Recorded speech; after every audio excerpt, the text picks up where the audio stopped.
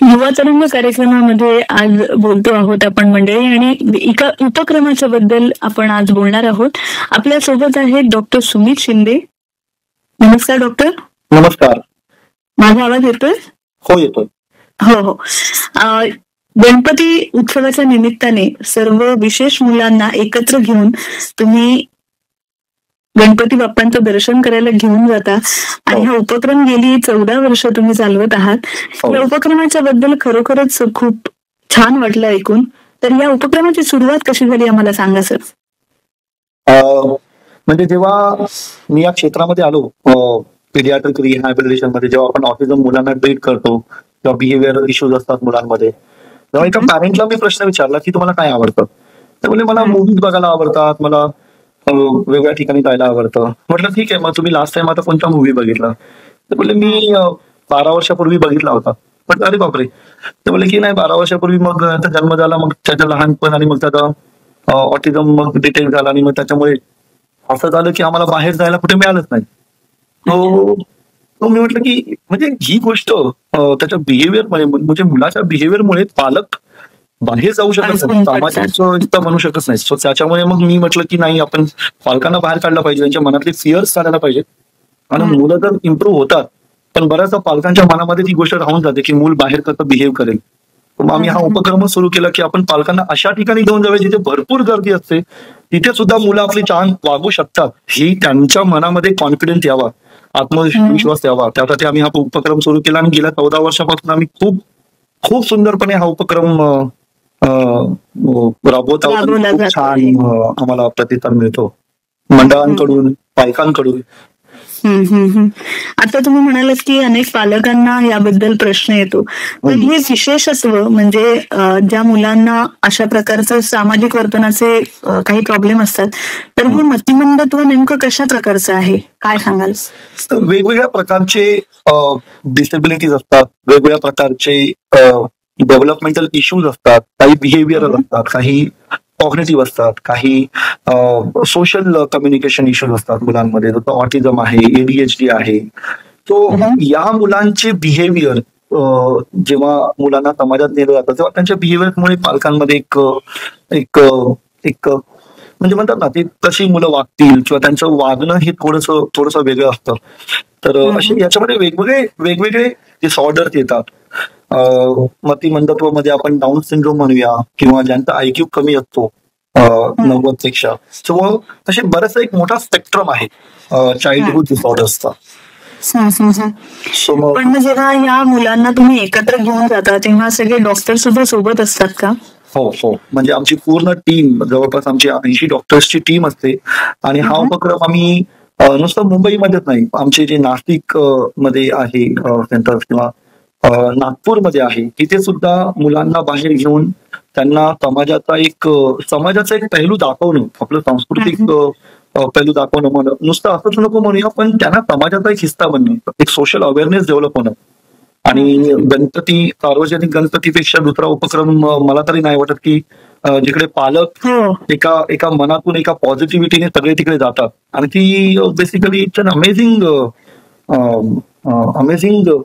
Activity, ज्यामुळे मुलांमध्ये सुद्धा आम्हाला बरेचसे चेंजेस दिसून येतात. पण मग तुम्ही सांगितलेल्या गोष्टी ही मुलं ऐकू शकतात का? म्हणजे तुम्ही जसं सांगता की रांगेत चला, एकमेकांच्या जवळ चला, तर ते तसं ऐकू शकतात का? मी हेच तुम्हाला सांगतो मानती की मूल मतिमंद असेल किंवा मूल ऑटिझम असेल, पण त्याला ना आपल्या भावना समजत असतात, आपलं इंटेन्शन समजत असतात. उदाहरणार्थ मी सांगतो, कोरोनामध्ये मुलांना मास्क घालण्यासाठी कधीच प्रॉब्लेम नाही आला, कारण पॅरेंट ते पॅशनेटली ते मास्क घालायचे. तर मुलांनी सुद्धा ते मास्क घालणं, आम्हाला असं कधीच नाही आलं की इकडं मुलं आमच्याकडे ट्रीटमेंट घेतात पण कधीच झालं की मूल मास्क नाही घालत आहे. याचा अर्थ आपण आपली एक पॅशन मुलांपर्यंत पोहोचवली तर ते मूल साहजिकच आपल्याला फॉलो करत असतं. तसंच पॅरेंट्सचे डिवोशन असतं, एक बऱ्यापैकी आमची टीम असते त्यामध्ये. त्यामुळे कोणत्या मुलाला थोडासा तरी काही इश्यू असेल तर मूल तिथे थेरपिस्ट सुद्धा तिकडेच असतात, म्हणजे त्यांना तिथल्या तिथे बिहेवियरला मॅनेज करण्यासाठी. आणि एक पॅशन असते, एक पॉझिटिव्ह एनर्जी असते, त्यामुळे मुलं ऍक्च्युली सिव्हिअर मुलं सुद्धा खूप छान वागतात. म्हणजे हे बघण्यासाठी म्हणजे इट्स अमेझिंग. आपण एक मिराकल म्हणूया की आतापर्यंत गेल्या 14 वर्षामध्ये आम्हाला कधीही आता एक असा प्रसंग नाही झाला की मुलाच्या बिहेवियरमुळे आम्हाला काही त्या पालकाला किंवा कोणाला त्याच्यामध्ये इश्यू आला किंवा थांबावं लागलं त्या पालकांना कुठे. अच्छा, पण मग प्रत्यक्ष गणपतीच्या पर्यंत जायला तुम्हाला मिळतं आणि हा अनुभव कसा असतो? म्हणजे सगळी मुलं गणपती बाप्पाच्या जवळ जातात का? हो, आम्हाला यामध्ये गणपती मंडळांचा खूप चांगला त्यांची मदत मिळते. गेल्या 14 वर्षांमध्ये गेल्या पहिल्या 11 वर्ष आम्ही लालबाग राजा, GSB हे गणेश दर्शन करायचो. आणि जिथे लालबाग राजा मंडळाने सुद्धा आम्हाला बऱ्यापैकी एक जसं सचिन तेंडुलकर, अमिताभ बच्चन ज्या VIP दर्शनातून जातात त्यामधून आम्हाला तसं VIP दर्शन मिळायचं. म्हणजे 11 वर्षाचा तो आमचा एक संकल्प होता. म्हटलं मग आता आपण अजून थोडंसं एक्सटेंड करूया.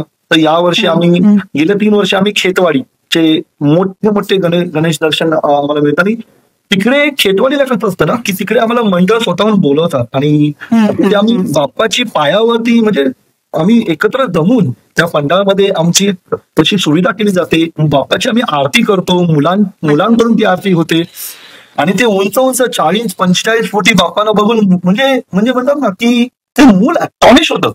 खूप सुंदर त्यांचा सौभाग्य आम्हाला लाभतो आणि मुलांकडून खरंच खूप छान आम्हाला तिथे सुविधा मिळतात. पण मग याच्यामध्ये वाहतुकीचं हे कसं होतं? म्हणजे काही वेळेला असं होतं की वाहतूकचा खोळंबा असतो मोठा, तर त्याच्यामध्ये या मुलांच्याकडे संयम कमी असतो असं म्हणतात. पण मग त्यावेळेला सुद्धा ती मुलं तुमच्यासोबत कॉपरेट करू शकतात का? म्हणजे ही ऍक्टिव्हिटी जेव्हा मी म्हणतो की गणपती दर्शन, पण त्याचं सुरुवात जी असते ना ही 1 महिन्यापासूनच सुरुवात होते. त्यासाठी ट्रॅफिक जे डिपार्टमेंट आहे त्यांना आमचे लेटर जातात. म्हणजे अभिमानाने सांगायला आवडेल मला की मुंबईमधून म्हणजे नवी मुंबई, ठाणे रिजन म्हणजे आमच्या बसेस येतात तेव्हा फक्त आमच्या बसेसला खूप छान प्रकारे एस्कॉर्टिंग असतं तिकडे जाण्यासाठी ट्रॅफिक सिस्टीम कडून. कुठेही कधीही आम्हाला तसा प्रॉब्लेम येत नाही की लालबाग राजा एवढी गर्दी असते पण त्यातून आमच्या बसेसला एस्कॉर्ट केलं जातं. तिथे आम्हाला मुलांना उतरवण्यासाठी त्यांचे कार्यकर्ते असतात. खेतवाडीमध्ये उतरवण्यासाठी त्यांचे कार्यकर्ते असतात. मग ते आम्हाला तिथून प्रॉपर लाईन मधून घेऊन झालं होतं. रस्ता क्रॉस करायचा तर प्रॉपर ट्रॅफिक मधून आम्हाला तिकडे नागरिकांना सुद्धा त्याचा त्रास होत नाही. बिलकुल नाही. इनफॅक्ट एक सोशल अवेअरनेस सुद्धा त्यातून क्रिएट होत असते की येस प्रत्येकाला सहभाग मिळाला पाहिजे. एक आपण इक्विटी म्हणूया, इक्वालिटी म्हणूया. म्हणजे प्रत्येक मुलाला समाजाचा एक हिस्सा बनणं, त्याची संधी मिळायला पाहिजे. यासाठी फक्त आमची संस्थाच नाही पण हे गणेश मंडळ सुद्धा त्याच्यामध्ये बऱ्यापैकी सहभागी असतात. अच्छा, खूपच छान उपक्रम आहे हा आणि पालकांकडून सुद्धा मला वाटतं खूप छान प्रतिसाद तुम्हाला येत असेल. या उपक्रमाच्या निमित्ताने बऱ्याच गोष्टी तुम्हालाही शिकायला मिळाल्या असतील. आम्हाला याच्याबद्दलही ऐकायचंय. युवा तरंगमध्ये आपण बोलतो आहोत. श्रोते डॉक्टर सुमित शिंदे आपल्यासोबत आहेत. सर, मला विचारायचंय तुम्हाला की सामाजिक ठिकाणी जेव्हा अशा अतिशय अवघड असलेल्या मुलांना तुम्ही घेऊन जाता, म्हणजे ज्यांच्या वर्तनामध्ये नेहमीसारखी सामान्यता नाही अशाने तुम्ही घेऊन जात आहात, तेव्हा थोडंसं दडपण वाटतं का? आणि इतर जे भाविक मंडळी असतात त्यांच्याकडनं तुम्हाला मदत मिळते का? हो, आपण याच्या बाबतीत एक संदर्भ देतो की चिरफटाची परीक्षा ही अंगावर घालून हत्याराचे घाव फुटल्याशिवाय त्याची परीक्षा होत नाही. तसंच कोणत्याही स्पेशल मुलाला जेव्हा आम्ही ट्रीट करतो 4 दिवारीमध्ये आमच्या सेंटरमध्ये, पण ते मूल खरंच समाजामध्ये जाण्यासाठी ते रेडी आहे की नाही, ते शाळेचा हिस्सा बनण्यासाठी रेडी आहे की नाही, तर त्याला आपण समाजात नेल्याशिवाय कळणारच नाही ना की त्याची सोशल डेव्हलपमेंट किती झालेली आहे. या अशा उपक्रमातून आम्हाला खूप चांगल्या प्रकारे त्या मुलाला आपल्याला अजून कुठे काम करायचंय, पॅरेंटवर कुठे काम करायचंय किंवा बऱ्याचशा अशा पैलू कळतात की ज्याच्यामुळे आम्ही त्या मुलांवरती अजून छान प्रकारे काम करू शकतो. समाजाचा हिस्सा बनणं यासाठी समाजाने सुद्धा आपल्याला मदत करायला पाहिजे. त्यामध्ये मी आता म्हणेन की आम्हाला खूप चांगला प्रतिसाद मिळतो. कारण जेव्हा आमची मुलं जवळपास 150-200 पालक आणि मुलं जेव्हा आतमध्ये जातात तेव्हा त्या लाईन थांबवल्या जातात, तेव्हा आमच्यातर्फे एक मंडळातर्फे प्रेस केलं जातं की का लाईन थांबवलेली आहे, त्याचा काय फायदा आहे, काय महत्व आहे सगळ्यांना सर्वसमावेशक होण्यासाठी. आणि प्रत्येक जण म्हणजे मुलांना सहकार्य म्हणजे त्या मुलांना जागा करून देणे, जसं अँब्युलन्सला आपण जागा करून देतो ना, तशी एक ह्युमॅनिटी आम्हाला तिकडच्या असणाऱ्या लोकांकडून सुद्धा, जे भाविक आलेले असतात त्यांच्याकडून सुद्धा खूप चांगल्या प्रकारे मिळते. म्हणजे खूप चांगली एक अवेअरनेस आहे समाजामध्ये मुलांना सर्व समावेशक बनण्यासाठी. मला वाटतं तुम्हाला स्वतःला सुद्धा हा संपूर्ण उपक्रम म्हणजे नवीन काहीतरी शिकण्याची संधी असेल, तर तुम्ही स्वतः यामधून म्हणजे एवढी वर्ष हा उपक्रम करता आहात, तर तुमचं लर्निंग किंवा तुम्ही काय सांगाल की तुमच्यासाठी हा काय शिकण्याचा एक अनुभव होता? खरं सांगू म्हणजे आम्ही आमच्या सेंटरमध्ये आता म्हणतो की आम्ही मुलांना घडवत असतो, आम्ही मुलांना ट्रीट करत असतो, पण ऍक्च्युली तसं नाहीये. म्हणजे ही मुलंच आमच्यामध्ये आम्हाला घडवत असतात, आमच्यामध्ये एक पर्सनॅलिटी डेव्हलप करत असतात. आपण डॉक्टर जरी बनून आलो तरी पण ते आम्हाला आमच्यामध्ये पेशंट घडवत असतात. पालकांमध्ये एक वेगळेपणा जागृत होत असतो. त्या मुलांना घडवताना आपण स्वतः पण घडत असतो. त्यामुळे एक तुमची एक पर्सनॅलिटी ही ह्युमॅनिटेरियन पर्सनॅलिटी बनते, यु नो, जी जी छोट्या छोट्या गोष्टींना समजणारी पर्सनॅलिटी बनते. म्हणजे माझ्यामध्ये I was a very different person, you know, before coming in this field. आणि आता या फील्डमध्ये आल्यानंतर I am a very different person. आणि आमचा प्रत्येक थेरपिस्ट यु नो एक वेगळी व्यक्ती म्हणून जन्माला येतो जेव्हा आम्ही मुलांवरती काम करतो. So it's not we are treating the children. In fact, children are treating us to become a good human beings. अरे वा.